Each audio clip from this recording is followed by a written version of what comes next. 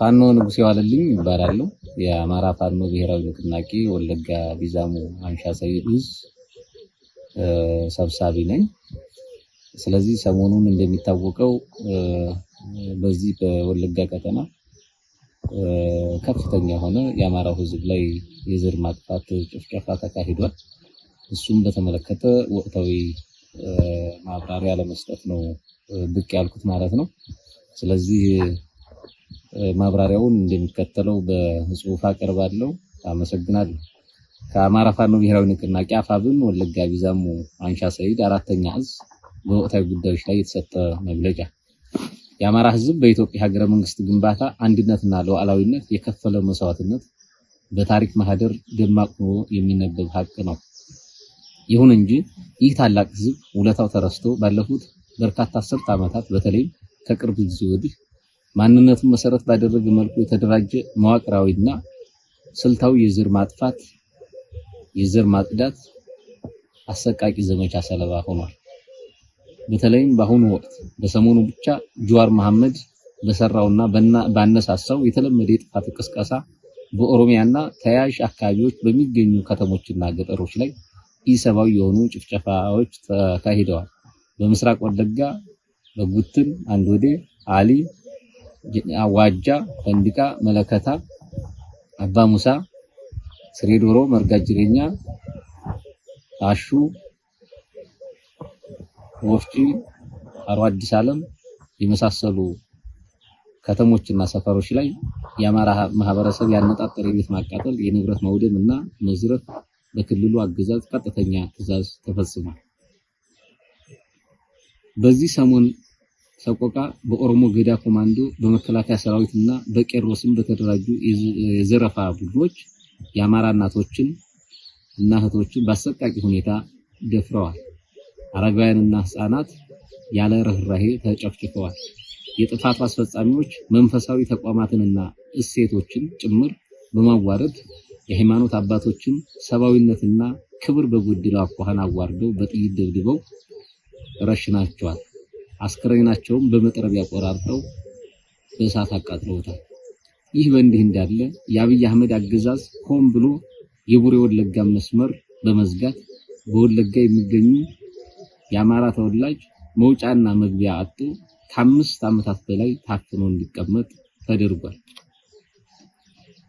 በተጨማሪም አዲስ አበባ ወደ ተለያዩ ክልል መስመሮች ላይ አገዛዙ ባደራጀው ህገወጥ ሽፍታ አማካኝነት መንገደኞች ታግተው ከፍተኛ ገንዘብ ከተቀበሉ በኋላ በግፍ የሚገደሉበት አረመኔያዊ ድርጊት ተባብሶ ቀጥሏል።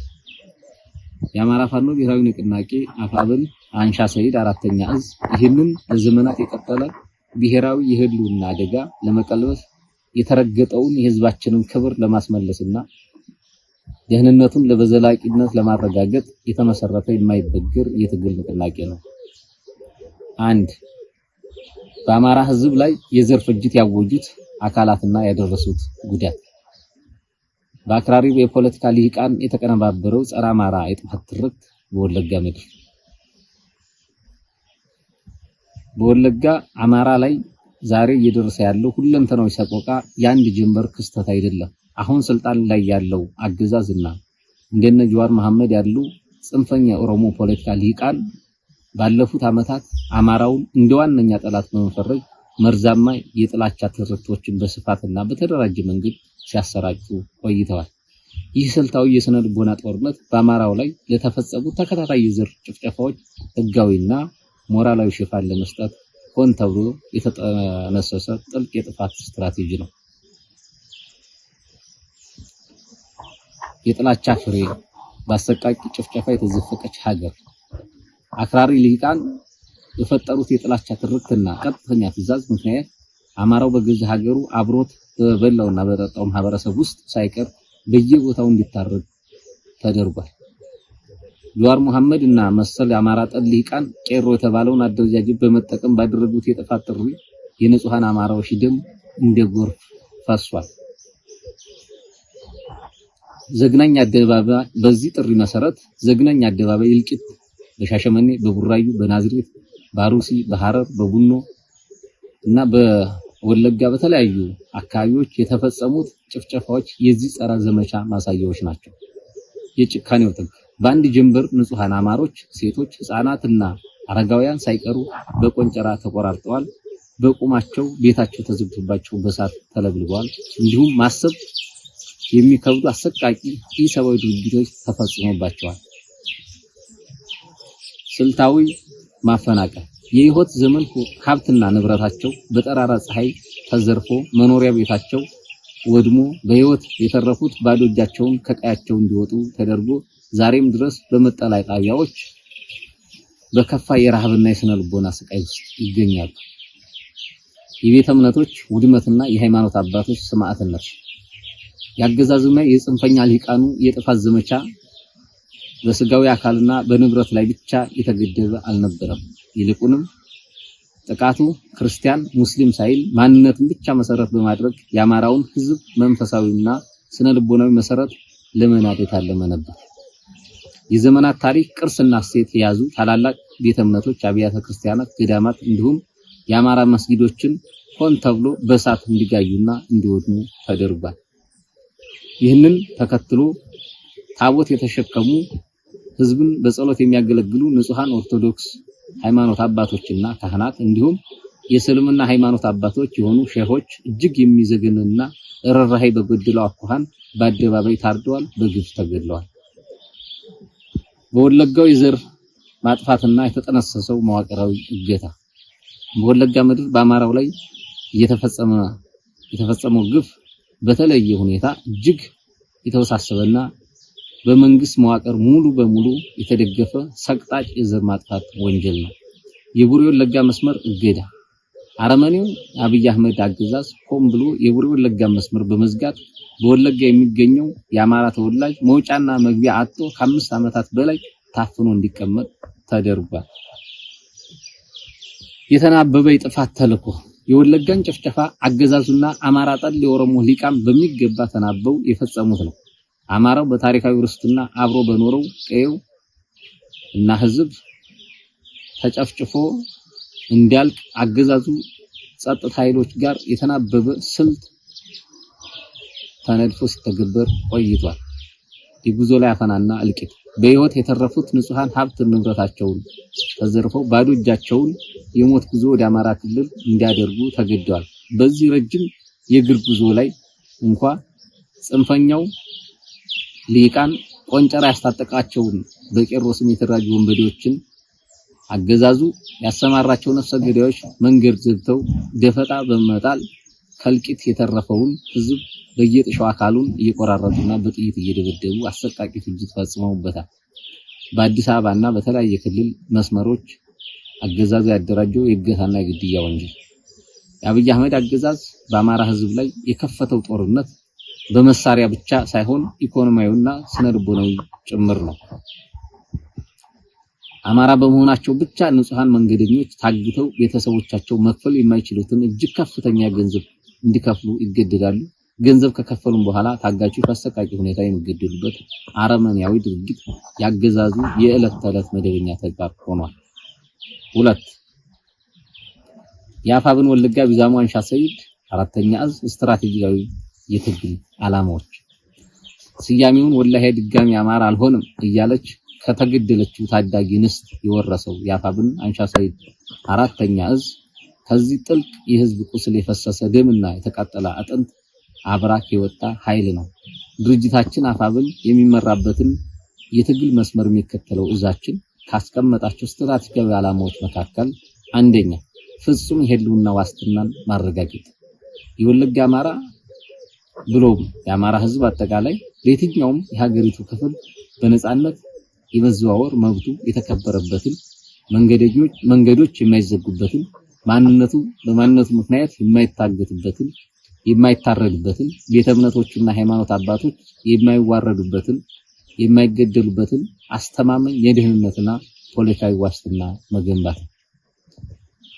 2ኛ ጸረ አማራ የፖለቲካ መዋቅርን ማፍረስ ህዝባችንን ለዚህ ሁሉ ሰቆቃ የዳረገውን የመንገድ እገታና ሽፍትነት የመንግስት ስራ አድርጎ የያዘውን አገዛዝ ስርዓት ማስወገድ ነው።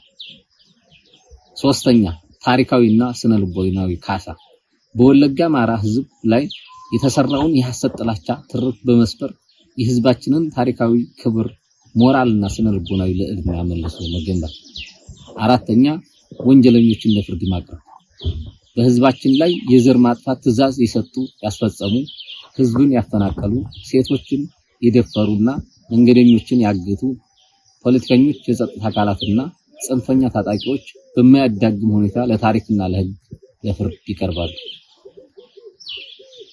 ሁለት ከኦሮሞ ህዝብ ጋር ስላለን ወንድማማችነትና የጋራ አቋም የአማራና የኦሮሞ ህዝብ የአብሮነት ኑጋሪ።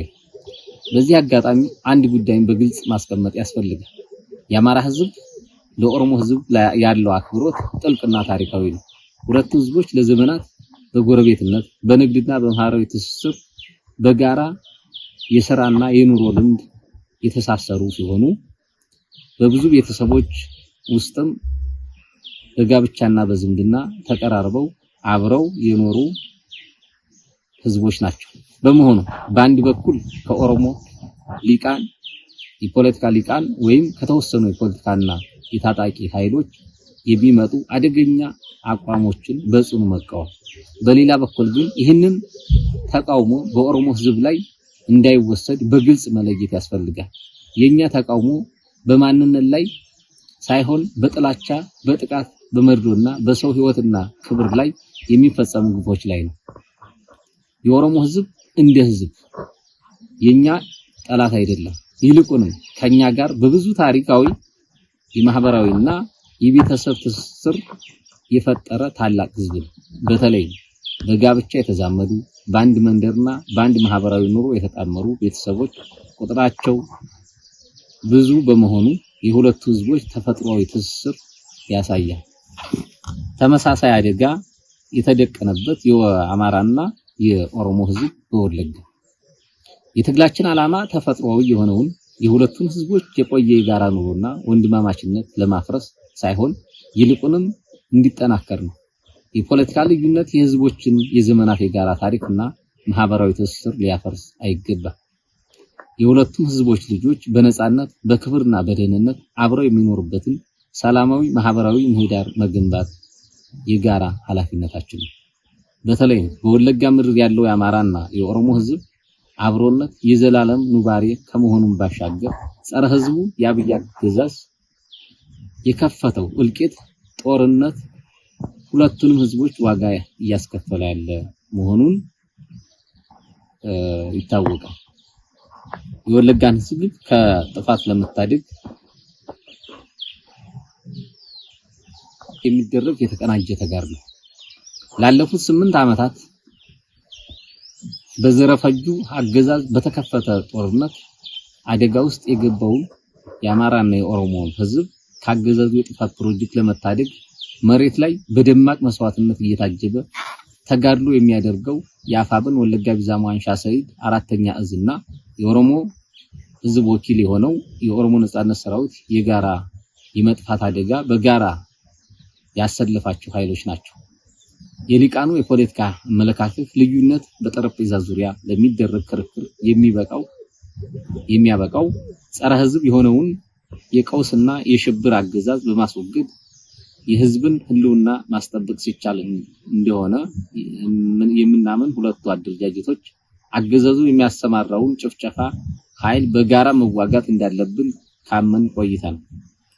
በጋራ መቆማችን ያልጣማቸውና ገብተው ለመፈትፈት አልመች ያላቸው ግለሰቦች የሚነዙት አሉባልታ የማይበገረው የወለጋ የቅንጅት ተጋድሎ አገዛዙን በማስወገድ ወለጋ የሰላምና የልማት ምድር እንዲሆን ወደፊትም አበክረን የምንሰራበት ጉዳይ ነው። ሶስተኛ ተጠያቂነትና አራተኛ ተጠያቂነትና ፍትህ። በህዝብ ላይ ጭፍጨፋ የፈጸሙ ያስፈጸሙ ስምሪት የሰጡ መዋቅራዊ ድጋፍ ያደረጉ የሚዲያ ሽፋን የሰጡ እና ሌሎችም በተለያዩ መንገድ የተሳተፉ ሁሉ ከህዝባችን ማሸነፍ ማግስት የፍትህ ጽዋን ይጎነጫሉ። የተገፋው ህዝባችን በፍትህ ይታከም ዘንድ ይህንን ለማድረግ አስፈላጊው መስዋዕትነት ይከፈላል። እንዲሁም የኦሮሞ ህዝብ ጨምሮ ከየትኛውም አካባቢ ካለ ህዝብ ጋር መልካም ግንኙነት ያለው የጄኔቫ ኮንቬንሽን እና ሌሎች የጦር ህግጋትን ዓለም አቀፍ ስታንዳርድን አክብሮ እየታገለ ያለ አፋብን ወለጋ ቢዛሞ አንሻ ሰይድ አራተኛ እዝ ማንኛውም በሲቪሊያን ላይ ተፈጽሟል ተብሎ የሚታመኑ የጦር ወንጀሎችን ሆኑ ሌሎች ህገወጥ ድርጊቶች በገለልተኛ ወገኖች ምርመራ እንዲደረግ ጥሪ ያቀርባል። በዚህ ጉዳይ ላይ መሳተፍ የሚፈልጉ ዓለም አቀፍ ተቋማት ለሚያደርጉት ማንኛውም ምርመራ ተባባሪ ከመሆናችንም ባሻገር ሰራዊታችን በሚንቀሳቀስባቸው ቦታዎች ሁሉ ለሚያከናውናቸው ተግባራት ኃላፊነት የምንወስድ መሆኑን ማሳወቅ እንወዳለን። በመጨረሻም እስካሁን በተገኙ አኩሪ ድሎች ባለመዘናጋት ጠላት ካሁን በፊት ከነበረው አቅም በላይ ኃይሉን አጠራክሮ ሊመጣ ስለሚችል ሁሉም የፋኖ አደረጃጀቶች የተለመደውና አስፈላጊውን ወታደራዊ ዝግጅት በላቀ ሁኔታ አጠራክረው እንዲቀጥሉ የአንሻ ሰይድ ጥብቅ ወታደራዊ ትዕዛዙን ያስተላልፋል። ይህ የህልውና እና የክብር የነጻነት ትግል ከዳር እስኪደርስ ድረስ ያለምንም ማወላወል መስዋዕትነት መክፈላችንን እንቀጥላለን። ትግላችን በድል ይጠናቀቃል። የአማራ ፋኖ ብሔራዊ ንቅናቄ አፋብን ወለጋ ቢዛሞ አንሻ ሰይድ አራተኛ እዝ ወለጋ ቢዛሞ ኢትዮጵያ። ሌላው የሰብአዊ ድጋፍን በተመለከተ ነው። እንደሚታወቀው በዚህ ሰሞን በተፈጠረው ችግር ብዙ ከተሞች ወድመዋል። ከዚህ በላይ በመግለጫው እንደጠቀስ ነው ቄሮ በሚባል ኃይል የኦሮሚያ ገዳ ኮማንዶና የአገር መከላከያ ሰራዊት የሚባለው ሌሎች የጥምረት ኃይሎችን በትብብር የአማራውን ከተማና የአማራውን አካባቢ ንብረት በማውደም በማፈናቀልና ህዝቦችን በመጨፍጨፍ ሂደት ከፍተኛ እልቂት ፈጽመዋል። ከዚህ ጋር ተያይዞ ብዙ አቅመ ደካማ እናቶች፣ አባቶች፣ ሴቶች እህቶቻችንና ህፃናት ሜዳ ላይ ወድቀው ይገኛሉ። ስለዚህ እነሱን በተመለከተ ጥብቅ የሆነ የአፋጣኝ የሰብአዊና የነፍስ አድን ጥሪ ማቅረብ ፈልጋለሁ። የወገን ሰቆቃ ህመማችን እንባውም የህሊና ዕዳችን ነው። በዚህ የክረምት ወቅት ቤት ንብረታቸው በግፍ ወድሞባቸውና ተዘርፎባቸው ሜዳ ላይ የወደቁ የአማራ እናቶች፣ ህፃናት፣ የአረጋውያን ሰቆቃ ልብ ያደማል። የህይወት ዋስትናቸው ተነጥቀው ፀሐይና ዝናብ እየተፈራረቀባቸው መጠጊያ ላጡት ለነዚህ ወገኖቻችን የምንደርስበት ፈታኝ ሰዓት አሁን ነው። ይህንን ተከትሎ የሰብአዊነት ቀውስ ለመታደግ የሚከተሉትን አካላት አፋጣኝ ርብርብ እንድታደርጉ በታላቅ አክብሮት ጥሬን ማስተላለፍ ፈልጋለሁ። አንደኛ፣ ዓለም አቀፍ ተራድኦ ድርጅቶች የጉዳቱን ስፋት ተገንዝባችሁ አፋጣኝ የነፍስ አድን እርዳታና መጠለያ እንድታቀርቡ። ሁለተኛ፣ ወገን ወዳድ ባለሀብቶች ካላችሁ ላይ ቀነሳችሁ የተራቆቱትን በማልበስ እና የተራቡትን በማብላት የነፍስ አድን ተደራሽነታችሁን እንድታሳዩ ጥሪ ማስተላለፍ እንፈልጋለን። ሶስተኛው፣ የበጎ አድራጎት ማህበራት እርዳታን በማስተባበር የተበታተኑትን በማሰባሰብና የስነልቦና ድጋፍ በመስጠት ኃላፊነታችሁን እንድትወጡ ለሚፈለገው ቦታና ለተፈለገው የሰብአዊ ድጋፍ እንድታደርሱ ማሳሰብ እንወዳለን። አራተኛና የመጨረሻው፣ በጎ ፈቃደኛ ግለሰቦች በገንዘባችሁ፣ በእውቀታችሁ፣ በጉልበታችሁና በሞራል ከወገናችሁ ጎን እንድትቆሙ ጥብቅ ጥሪን ማስተላለፍ ፈልጋለሁ። በዚሁ አጋጣሚ ቀጥታ ማንን መደገፍ እንዳለባችሁ ማህበረሰቡን ለማገዝ የተፈናቀለው ወገኖቻችን ድጋፉ እንዲደርሳቸው በቀጥታ የምታገኙበትን ሁኔታ ቦታው ባሉት የነፍስ አድን ጥሪ መሰረት በማድረግ አካባቢ ላይ የተገኙ የሚያስተባብሩ ድጋፍ የሚያደርጉ የስነልቦና ግንባታ አሁን እየሰሩ ያለ ግብረ ኃይል አለ። በሱ በቀጥታ የምታገኙበትን ሁኔታ እናመቻቻለን። የነዚህን ንጹሃንን ዛሬውን በጋራ ሆነን እናብስ። አመሰግናለሁ። በድጋሚ ፋኖ ንጉሴ ዋለልኝ ይባላል። የአማራ ፋኖ ብሔራዊ ንቅናቄ ወለጋ ቢዛሞ አንሻ ሰይድ አራተኛ እዝ ሰብሳቢ ነኝ። ሲሪየስሊ አመሰግናለሁ።